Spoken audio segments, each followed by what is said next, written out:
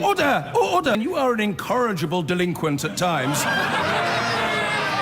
Behave yourself, man! Now, Jacob Rees Mogg has escalated his war of words with a neurologist who warned of fatalities in the event of a no-deal Brexit. Dr. David Nicholl was involved in the Operation Yellowhammer government report, which warned of medicine shortages.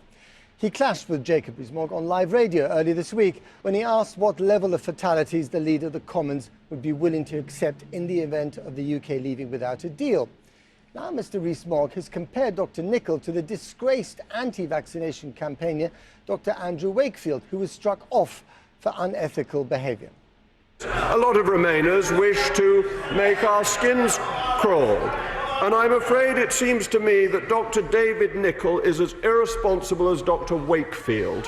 What he had to say, I will repeat it, is as irresponsible as Dr. Wakefield in threatening that people will die because we leave the European Union. What level of irresponsibility was that? Well, Dr. Nicholl joins me live now. Dr. Nicholl, thanks for coming on the programme. What was your response to that statement by Jacob Rees Mogg? My jaw's still on the floor, to be honest. And really, his actions today were the actions of a coward who's using parliamentary privilege to defame an expert advisor. And the implications are really that why should any expert advisor ever volunteer to advise the government if they're going to be slandered in Parliament using parliamentary privilege? So, you know, if he wants to repeat that outside of Parliament, be under no illusion I will sue. But can you? I mean, parliamentary privilege means that he can basically say what he likes. I know, but actually this goes beyond the NHS. It goes beyond Brexit. It's, you know, why should a government minister they may disagree with my advice, but to compare me with a disgraced struck-off doctor is appalling. And I found it very offensive. I mean, actually, I wrote an article about MMR, when my daughter was born in 2002, and just this week our family got doorstepped. But my daughter got doorstepped by journalists. You know, it's really when words have actions, and behaving like that will have actions, and it really is shameful for him to behave in that way. I would understand, the LBC interview. People have said I called in. I did not call in. LBC actually called me to comment on the BMA report on Brexit, which described Brexit as catastrophic. And basically, I got bumped from the interview, and I told LBC that's a little bit rude. And they offered me one question, and I got introduced as David from Birmingham. So I would understand them being rattled. Today was essentially intimidation. This was a planned way of bullying a whistleblower, and the implication is this: that no civil servant can ever speak out or volunteer for work if they know that a government minister will slander them. We'll get onto the whistleblowing thing in a minute, but first of all, sum up to us what you actually discovered in your report, what you published.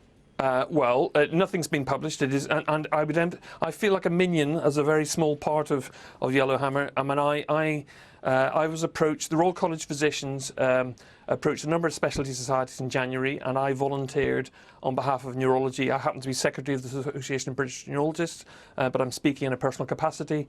I didn't hear anything until I think March 13th. So for a couple of months, I actually thought people were bluffing about no deal.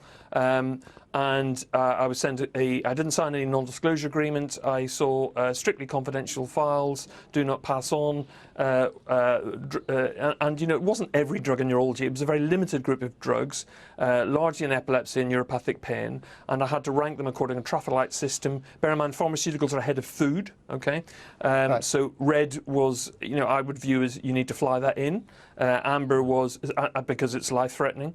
Amber would cause considerable discomfort. So, I was listing drugs for neuropathic pain as amber, but possibly red. Sorry to interrupt, and we've just heard that Sally Davidson, the Chief Medical Officer, has actually written on your behalf. I cannot thank her enough. This speaks volumes to every civil servant or anyone involved with the Yellowhammer, to be honest, who has got concerns. And I think you need to put your country first, both politicians and civil servants. And I think if genuinely people have got concerns that a no-deal Brexit would cause harm to the citizens of this country, they should speak out. I can give you the names of the journalists to speak to.